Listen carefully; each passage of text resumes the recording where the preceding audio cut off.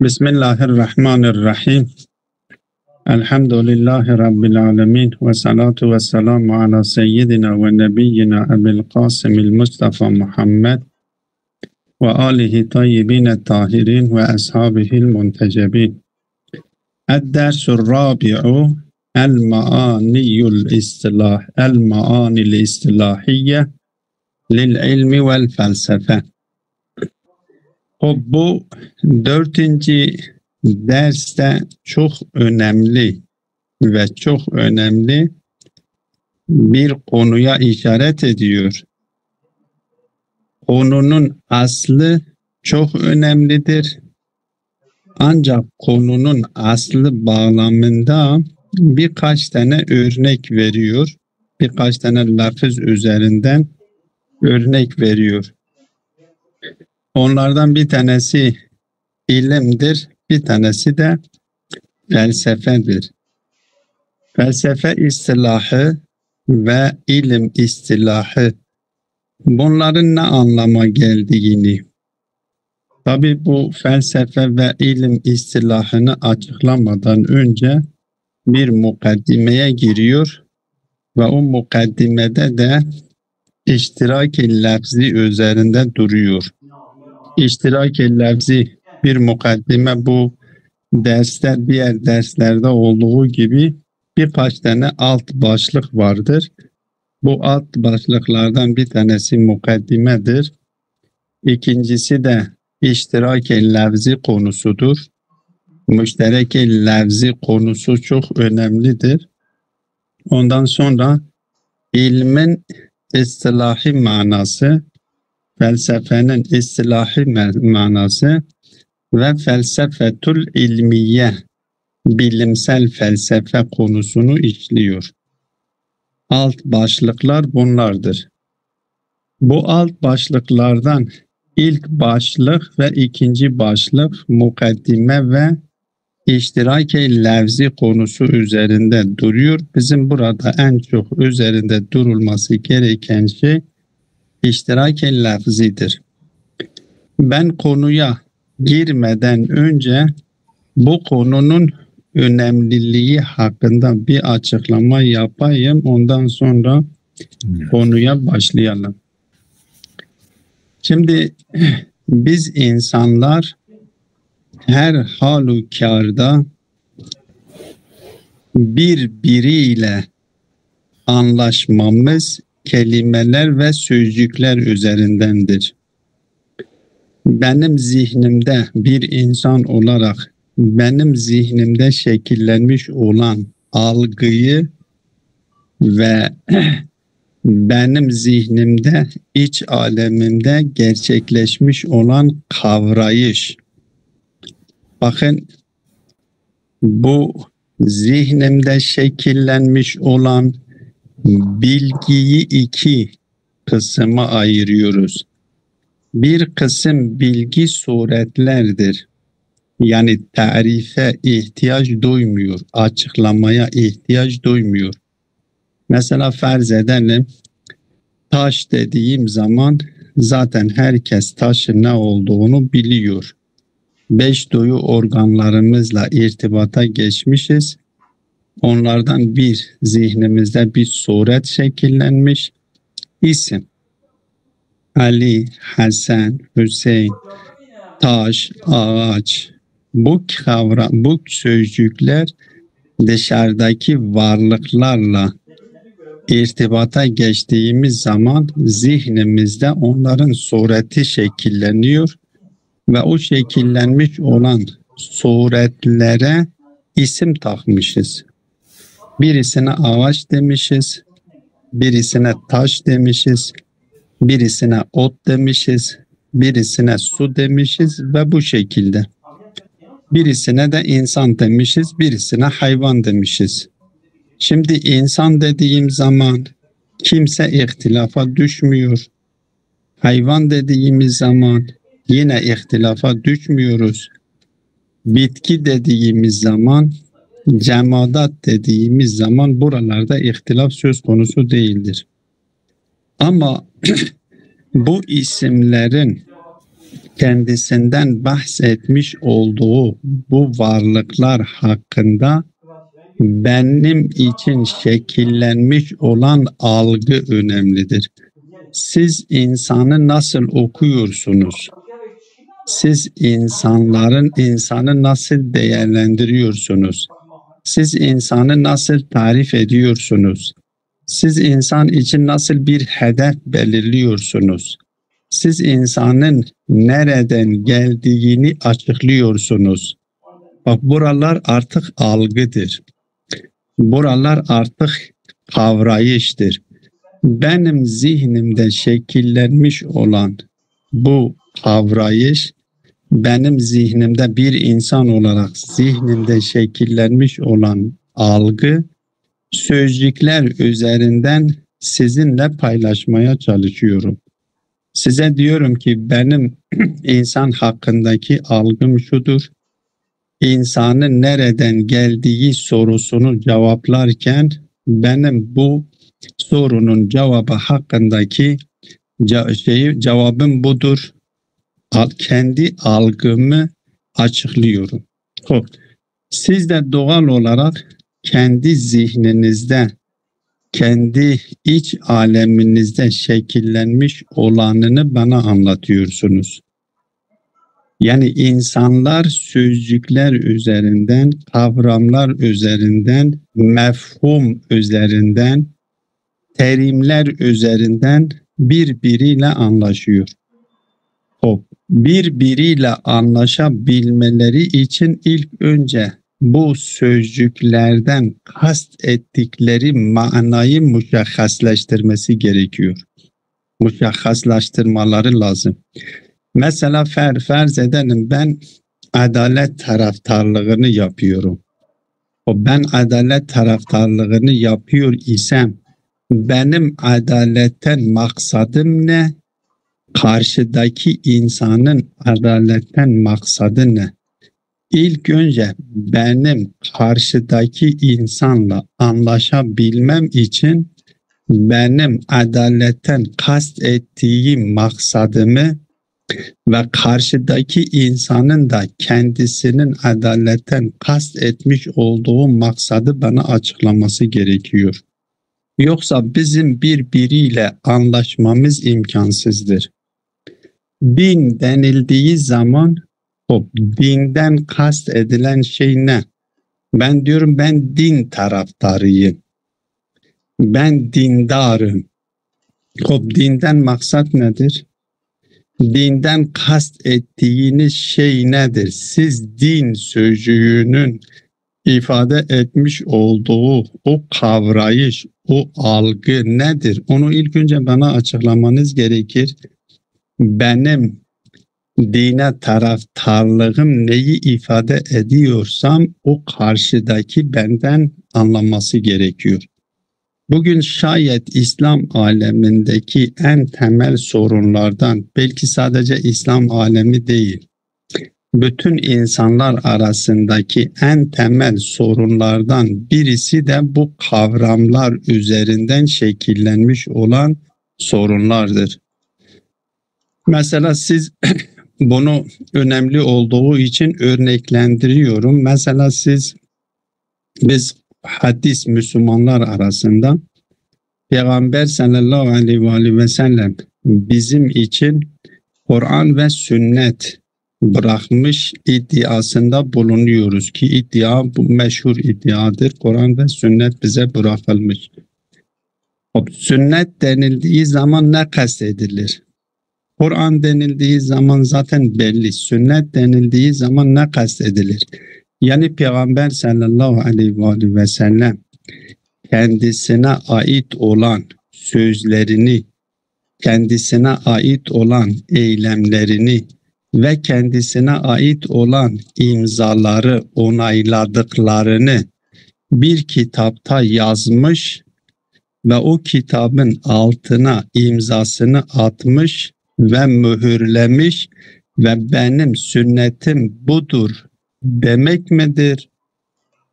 Yoksa biz alimler gelip peygamberin fiilleri hangileri sahihtir? Yani hangi fiil peygambere aittir?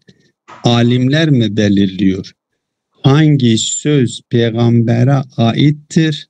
Alimler mi belirliyor? Yani peygamber sallallahu aleyhi ve sellem kendisi böyle bir şey yapmamış ama alimler geliyor. Mesela farz edelim İmam Bukhari geliyor 600 bin tane 600 bin küsür hadis ezberliyor ve bu 600 bin küsür hadislerden 7 bin tanesi ya 7 bin küsür hadisinin hadis olduğunu söylüyor. Yani sahih olduğunu söylüyor, yani hadis olduğunu söylüyor.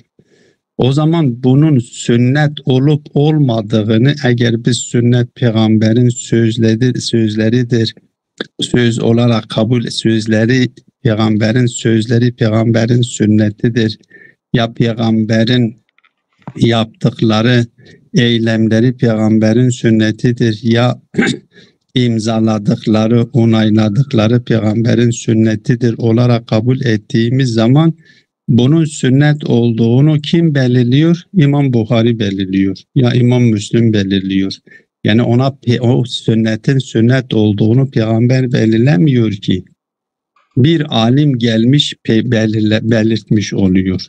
Bunu netleştirmek gerekiyor. Maksat sünnet denildiği zaman gerçekten peygamberin kendisine ait olan sözleri yazıp, kendisine ait eylemleri yazıp, kendisinin onayladıklarını yazıp ve altında imzasını atmış, mühürlemiş, benim sünnetim budur.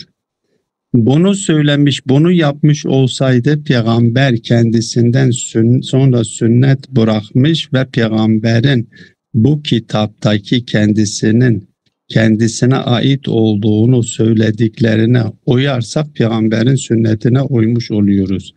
Ama yok, eğer bir alim gelip bu peygambere aittir, şu deliller dayandırıyor, kendisine aittir.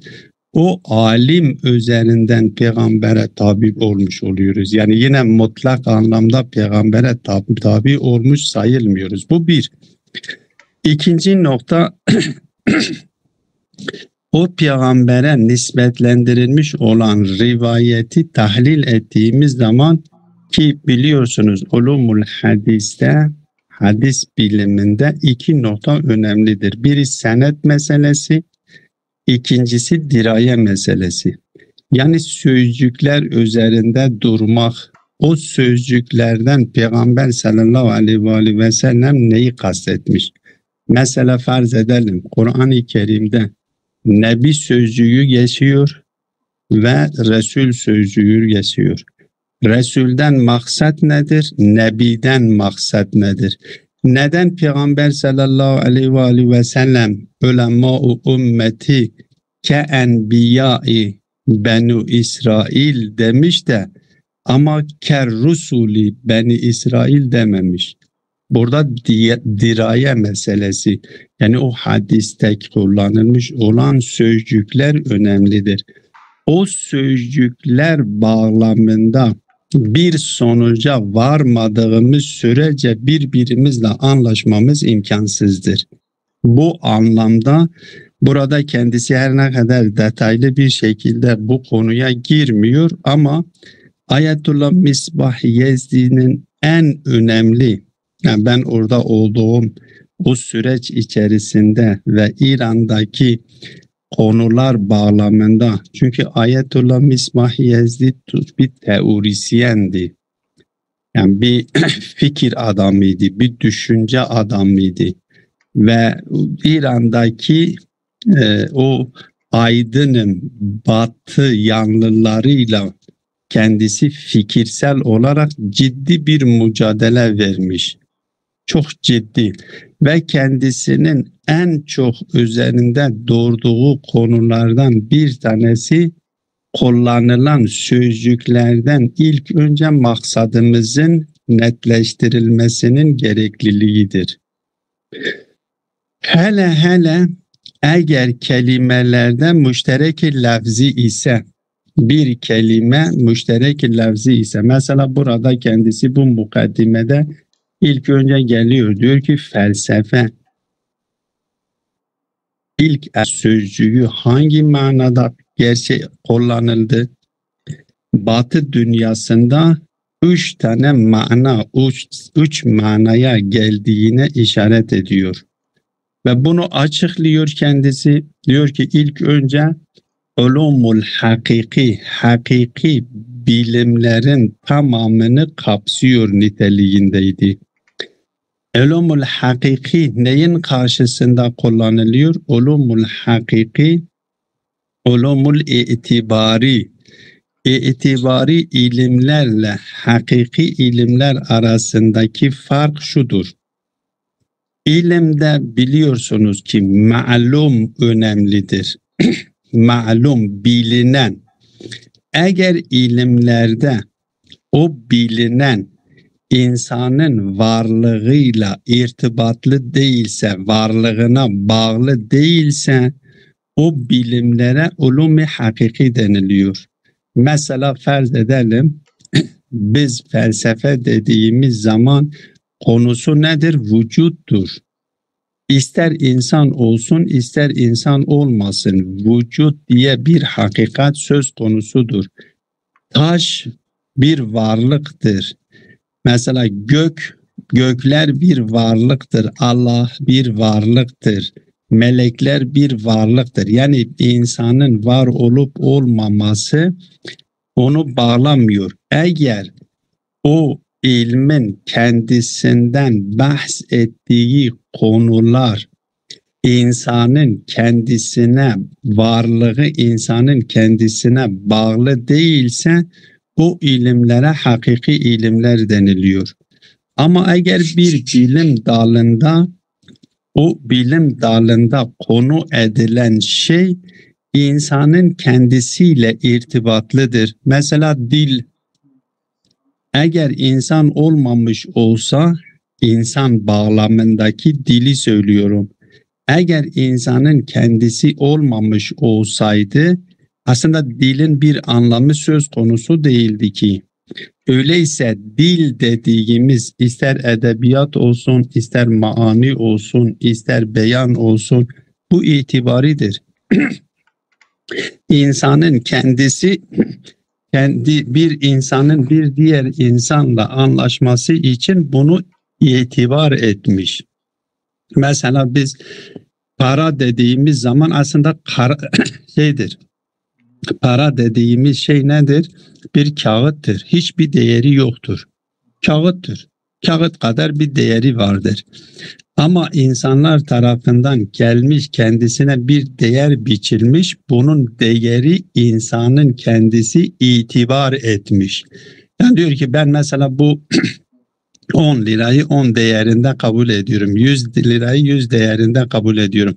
Yoksa ikisi de kağıttır aslında. Hiçbir değerleri birbirinden farklı değildir. Ama biz onlara vermiş olduğu değer itibaridir. Biz o değeri ondan da selbedebiliyoruz. Buna itibari deniliyor. Felsefe ilk olarak kullanıldığı zaman ulumul hakikidir.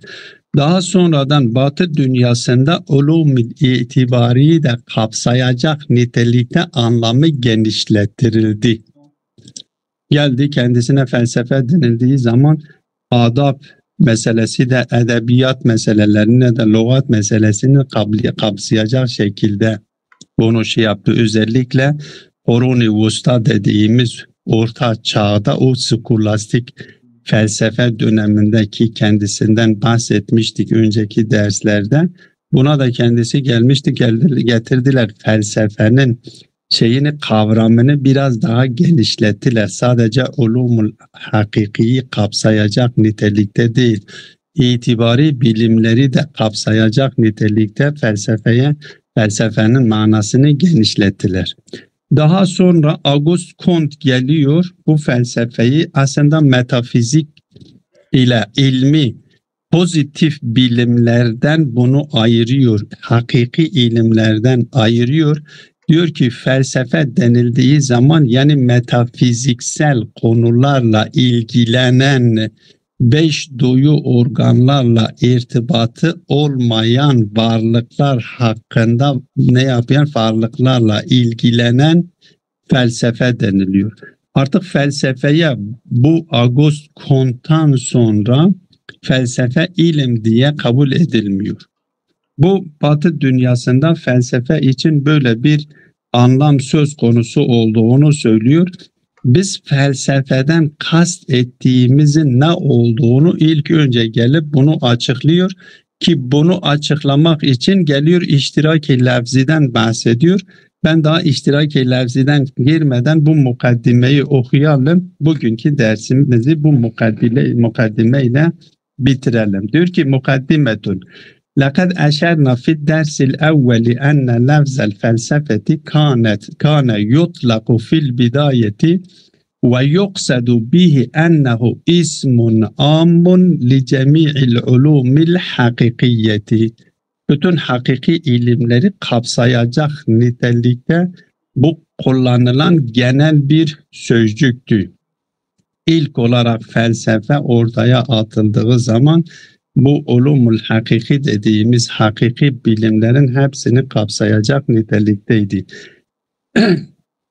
Ve azafna fi dersi tani ikinci derste diyor biz izafe ettik ki enne nitakal felsefeti kad ittesa'at fil kurunil vusta liyeşmule ba'del ulumil i'tibariyeti.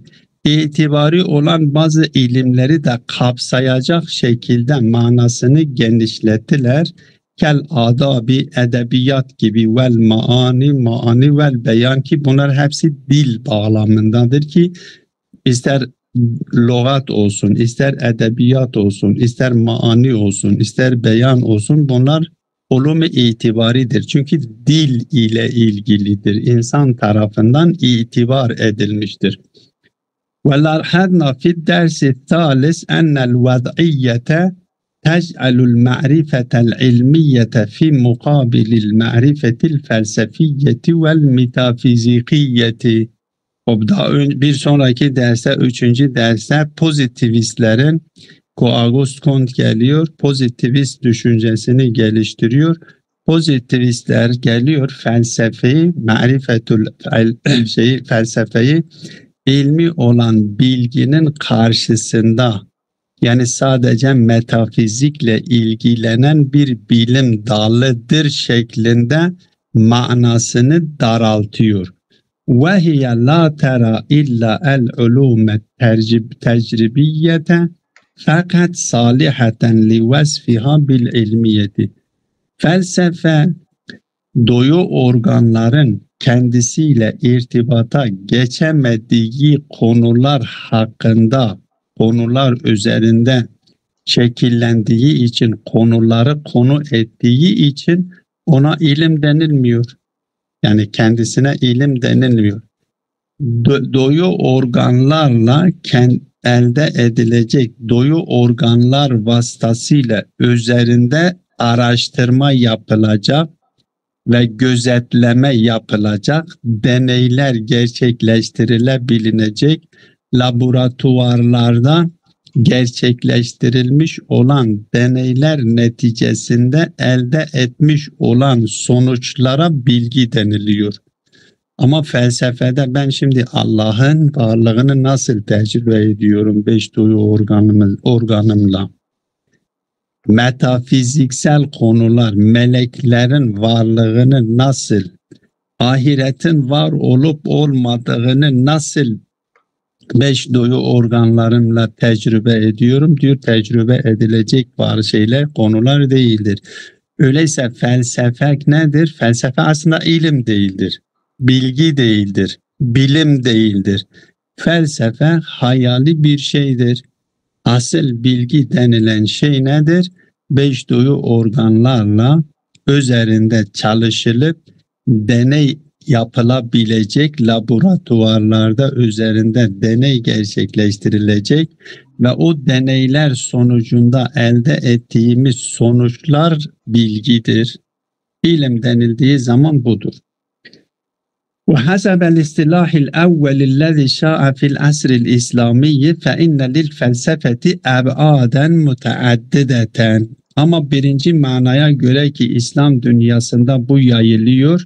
Felsefe için sayılı boyutların söz konusu olduğunu söylüyor.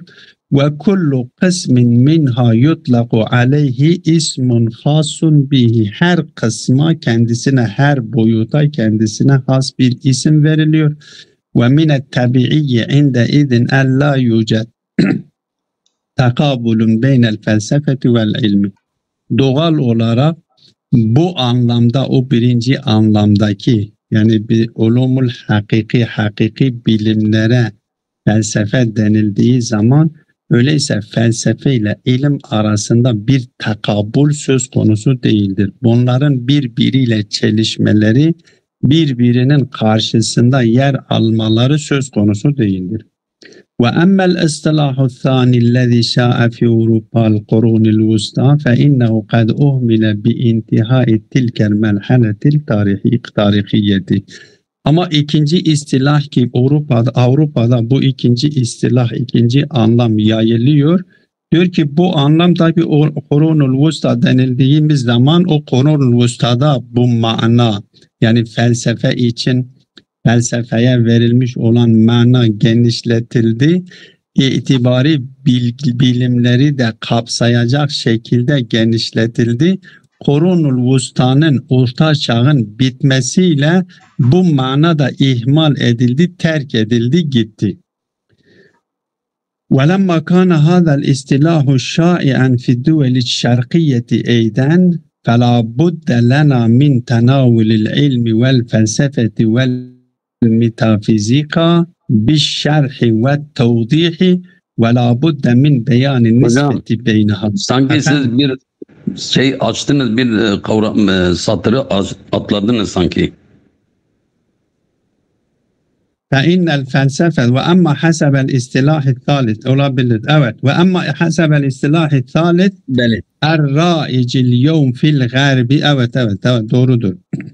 Ama üçüncü istilahı dikkate aldığımız zaman bu üçüncü istilah sadece nedir? Sadece metafizikle ilgilenen bilim dalına felsefe deniliyor. Artık ulumul hakiki bilgileri kapsayacak nitelikte değil de felsefeyle bilimi karşı karşıya getirmiş olan tarife geliyor. Hop. Diyor ki bu üçüncü istilahı ki diyor ki fil garb, bu garbde bu raic oldu, bu yayıldı. Fe innel felsefete vel metafizika taqifu fi mukabilil ilmi. Öyleyse felsefe üçüncü tabire göre, üçüncü istilaha göre felsefe ile metafizik neyin karşısındadır? İlmin karşısındadır. Öyleyse ilim ile felsefe birbirine paraleldir. Birbirinin karşısında yer almış niteliktedir. وَلَمَّا كَانَ هَذَا الْاِسْتِلَاحُ شَائِعًا فِي الدُّوَلِ الشَّرْقِيَّةِ اَيْدًا. Bu istilah artık Doğu ülkelerde de, Doğu bölgelerinde de bu da yayılınca فَلَا بُدَّ لَنَا مِنْ تَنَاوُلِ الْعِلْمِ وَالْفَلْسَفَةِ وَالْمِتَافِزِيقَ بِالشَّرْحِ وَالتَّوْضِيحِ وَلَا بُدَّ مِنْ بَيَانِ النِّسْبَةِ بَيْنَهَا. Bu istilah yayıldığından dolayı öyleyse biz burada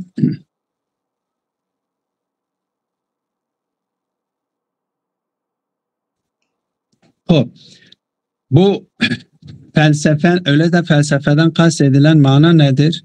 İlimden kastedilen mana nedir? Metafizikten kastedilen manadır. Bunu bir şekilde açıklamamız gerekiyor. Ve bunların arasındaki nispeti de biz açıklamamız lazım. Vel işaretu dımnen ila aksamil ulumi ve tebvibiha eyden. Bunları açıklarken yani ilimden maksat nedir? Felsefeden maksat nedir? Metafizikten maksat nedir? Bunların arasındaki ilişkiyi, nispeti açıklarken zımnen de biz ilimlerin kısımlarını, bu bilimlerin nasıl kısımlandırılmış, kaç kısım bilim vardır ve bu bilimlerin bablarına da zımnen işaret edeceğiz. Ancak diyor ve kable duhuli fi hadihil mevadi'i nelfitul intibahe ila mulahazetin havlel iştirakil lafziyye lil kelimat. Burası önemlidir. Diyor ama biz bu konulara girmeden önce şöyle dikkatinizi şu noktaya çekmekte yarar vardır. Şu noktaya çekilmesi gerekiyor ki iştirak-i lafzi nedir? Bu konu önemlidir ki başta açıklama giriş yaptığımda da iştirak-i lafzi biz kelimelerle, sözcüklerle biz birbirimizle anlaşacağız. Öyleyse kelimelerden kast edilen maksadı ne olduğunu ilk önce beyan etmemiz gerekiyor. Hele eğer kelimeler müşterek-i lafzi ise, o zaman müşterek-i lafzi ise farz edelim felsefe müşterek-i lafzidir. İlm artık müşterek-i lafziye girmiş. Mesela burada kendisi 2 tane örnek veriyor. Onlardan bir tane bu 2 tane örnek veriyor. Örneklerden bir tanesi cebir sözcüğüdür. Kendisi bunu cebirle ilgili bir açıklama yapıyor. Bunu diyor biz açıklamamız gerekiyor. Bu lafızlardan kast edilen mana nedir? Evet. İştirak-ı lafzi lil kelimat ve ihtilafil maani vel istilahati lil lafzil vahidi.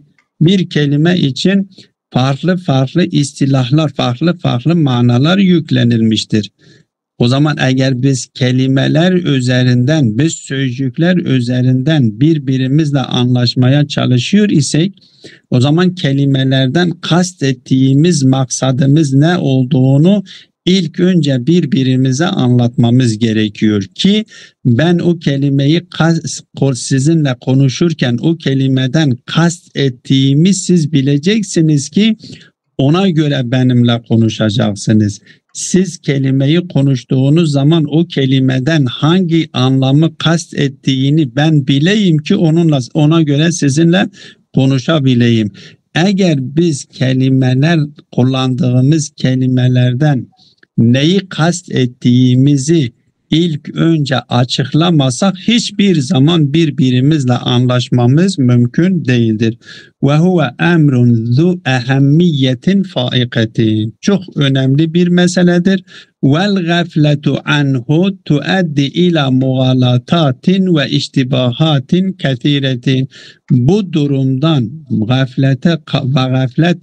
gaflete düşmek birçok muhaleteye, birçok yanlışlıklara neden oluyor. Ve inşallah bu iştirak-i lafziyi yarın devam edeceğiz. Ve sallallahu ala Muhammedin ve alihi tayyibine tahir.